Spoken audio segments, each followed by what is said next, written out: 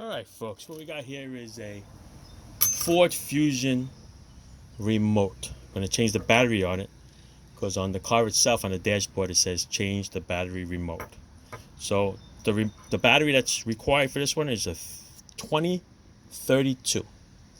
Look, they make this package so hard to open. It's as bad as taking a toy out for Christmas for a kid. Look at that. It used to just pop out through the cardboard and take it out with no problem. Nope. Now you got to slice it with a knife. Make sure you don't kill yourself. But anyway, let's get to the remote. All right. It's replaced in the back. You got to open it up first. Pop that open. And right here, if you look carefully, you can see there's a little slot there for your screwdriver, a little screwdriver.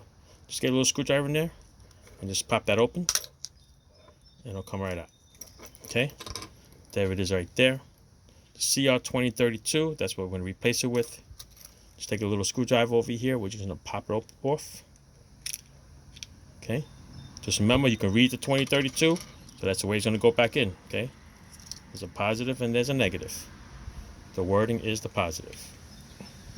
Snap that back in there. Okay, and put your cover back on.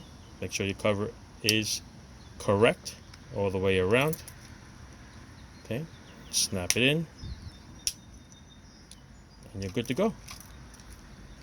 Sound good?